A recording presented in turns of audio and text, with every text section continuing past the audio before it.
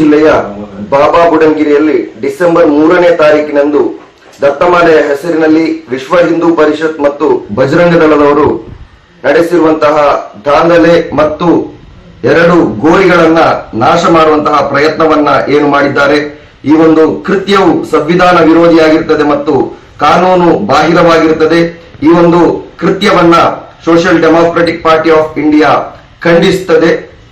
ಈ ಒಂದು ಪ್ರಕ್ರಿಯೆಯನ್ನು ನಡೆಸುವುದಕ್ಕಿಂತ ಮೊದಲು ಬಜರಂಗ ದಳದವರು ಡಿಸೆಂಬರ್ 3ರಂದು ಬಾಬಾ ಬುಡನ್ಗಿರಿಯಲ್ಲಿ ನಾವು ಗೋರಿಗಳನ್ನ ಸ್ಥಳಾಂತರಿಸಲಿದ್ದೇವೆ ಅನ್ನುವಂತಹ ಹೇಳಿಕೆಯನ್ನ ನೀಡಿತ್ತು. ಆ ಒಂದು ಹೇಳಿಕೆ ಕೋಮು ಪ್ರಚೋದನೆಯ ಹೇಳಿಕೆಯಾಗಿದ್ರೂ ಕೂಡ ಇಲ್ಲಿಯ ರಾಜ್ಯ ಸರ್ಕಾರ ಮತ್ತು ಪೊಲೀಸ್ ಇಲಾಖೆ ಅದಕ್ಕೆ ಬೇಕಾದಂತಹ ಸೂಕ್ತ ವ್ಯವಸ್ಥೆಯನ್ನ ನಡೆಸದೇ ಇರುವಂತದ್ದು ಜಿಲ್ಲಾಡಳಿತದ ಆ ಒಂದು ಆಡಳಿತ ವೈಫಲ್ಯ ಈ ಒಂದು ಘಟನೆಗೆ ಕಾರಣವಾಗಿರ್ತದೆ ಅಂತ ಹೇಳಿ ಈ ಒಂದು ಸಂದರ್ಭದಲ್ಲಿ ಹೇಳಲಿಕ್ಕೆ ಇಷ್ಟಪಡ್ತಾ ಇದ್ದೇನೆ.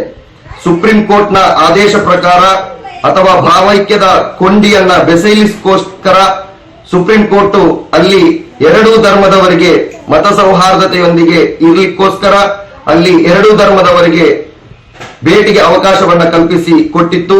ಅದನ್ನೇ ದುರುಪಯೋಗ ಮಾಡಿದಂತಹ ದತ್ತಮಾಲೆಯ ಆ ಒಂದು ಸ್ವಾಮೀಜಿಗಳು ತಾವು ಧರಿಸಿಕೊಂಡಂತಹ ವೇಷವನ್ನು ಕೂಡ ಲೆಕ್ಕಿಸದೆ ಮಾಡಿರುವಂತಹ ದಾಂಧಲೆ ಏನಿದೆ ಇದು ಇಡೀ ಹಿಂದೂ ಸಮುದಾಯಕ್ಕೆ ಬಜರಂಗ ದಳ ಮತ್ತು ವಿಶ್ವ ಹಿಂದೂ ಪರಿಷತ್ ರವರು ಮಾಡಿದಂತಹ ಅವಮಾನ ಅಂತ ಹೇಳಿ ಈ ಸಂದರ್ಭದಲ್ಲಿ ಹೇಳಿಕೆ ಇಷ್ಟಪಡ್ತಾ ಇದ್ದೇನೆ.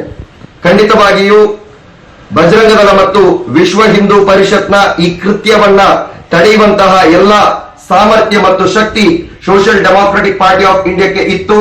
ಆದ್ರೆ ಪೊಲೀಸ್ ಇಲಾಖೆ ಮತ್ತು ಕರ್ನಾಟಕ ಸರ್ಕಾರದ ವಿನಂತಿಯ ಮೇರೆಗೆ ಕಾನೂನನ್ನ ಕೈಗೆತ್ತಿಕೊಳ್ಬಾರದು ಅನ್ನುವಂತಹ ಆ ಒಂದು ವಿನಂತಿಯ ಮೇರೆಗೆ social Democratic Party of India ತನ್ನ ತೀವ್ರ ರೀತಿಯ ಹೋರಾಟವನ್ನ ಕೈಬಿಟ್ಟಿತ್ತು.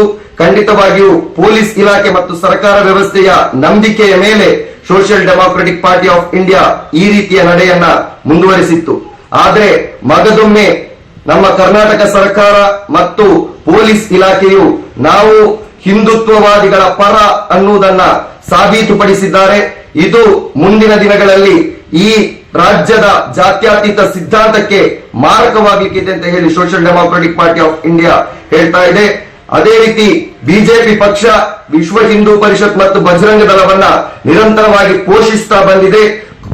ಈ ಒಂದು ಪೋಷಣೆಯ ಕಾರಣದಿಂದ ಇಂತಹ ಕುಕೃತ್ಯಗಳನ್ನು ನಡೆಸಲಿಕ್ಕೆ ಇಂತಹ ಬಜರಂಗ ದಳದವರಿಗೆ ವಿಶ್ವ ಹಿಂದೂ ಪರಿಷತ್ನವರಿಗೆ ಮತ್ತು ಸಂಘ ಪರಿವಾರದವರಿಗೆ ಬೆಂಬಲವನ್ನ ನೀಡಿಕೊಂಡು ಅವರನ್ನ ಪೋಷಿಸ್ತಾ ಇರುವಂತದ್ದು ಈ ದೇಶದ ಪ್ರಜಾಪ್ರಭುತ್ವ ವ್ಯವಸ್ಥೆಯನ್ನ ಇನ್ನಿಲ್ಲದಂತೆ ಮಾಡುವಂತಹ ಷಡ್ಯಂತ್ರ ಆಗಿರ್ತದೆ.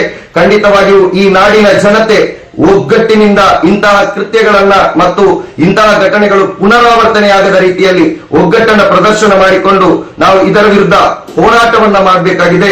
ಇಲ್ಲಿ ನಮಗೆ ಕೇಳಿಕ್ಕಿರುವಂತಹ ಪ್ರಶ್ನೆ, ಕೆಲವೊಂದು ಮುಸ್ಲಿಂ ನಾಮಧಾರಿಗಳು ಮತ್ತು ಕೆಲವೊಂದು ನಾಯಕರು, ಸಮುದಾಯದ ನಾಯಕರು ಅಂತೆಲ್ಲ ಹೇಳುವವರು ಜಾತ್ಯತೀತ ಪಕ್ಷವಾದಂತಹ ಕಾಂಗ್ರೆಸ್ ಅನ್ನ ಬೆಂಬಲಿಸಬೇಕು ಅಂತ ಹೇಳಿ ಮನೆ ಮನೆಗೆ ತೆರಳುತ್ತಾ ಇರುವಂತಹ ಸಂದರ್ಭಗಳಲ್ಲಿ ಅವರೊಂದಿಗೆ ನಮಗೆ ಕೇಳಿಕ್ಕಿರುವಂತದ್ದು, ಈ ಘಟನೆಯ ಬಗ್ಗೆ ತಾವುಗಳು ಯಾಕೆ ಬೀದಿಗಿಳಿದು ಹೋರಾಟವನ್ನ ಮಾಡುವುದಿಲ್ಲ? ಈ ಘಟನೆಯ ಬಗ್ಗೆ ಬೀದಿಗಿಳಿದು ಹೋರಾಟವನ್ನ ಮಾಡಬೇಕು. ಎಲ್ಲ ಪ್ರಗತಿಪರರು, ದಲಿತರು, ಹಿಂದುಳಿದವರು, ಮುಸ್ಲಿಂ ಸಮುದಾಯದವರು ಎಲ್ಲರೂ ಒಗ್ಗಟ್ಟಾಗಿ ಹೋರಾಟವನ್ನ ಮಾಡುವಂತಹ ಒಂದು ಕಾಲ ಸನ್ನಿಹಿತವಾಗಿದೆ. ಬಾಬಾ ಬುಡನ್ಗಿರಿಯನ್ನ ಉಳಿಸಲಿಕ್ಕೋಸ್ಕರ ಒಗ್ಗಟ್ಟಿನ ಮಂತ್ರದೊಂದಿಗೆ ನಮ್ಮ ಹೋರಾಟವನ್ನ ತೀವ್ರಗೊಳಿಸಲಿಕ್ಕಿದ್ದೇವೆ. ಅದರ ಒಂದು ಮುನ್ಸೂಚನೆಯಾಗಿ ಡಿಸೆಂಬರ್ 4ರಂದು ರಾಜ್ಯಾದ್ಯಂತ ನಾವು ಸಾಂಕೇತಿಕವಾದಂತಹ ಪ್ರತಿಭಟನೆಗಳನ್ನ ಮಾಡಲಿಕ್ಕಿದ್ದೇವೆ.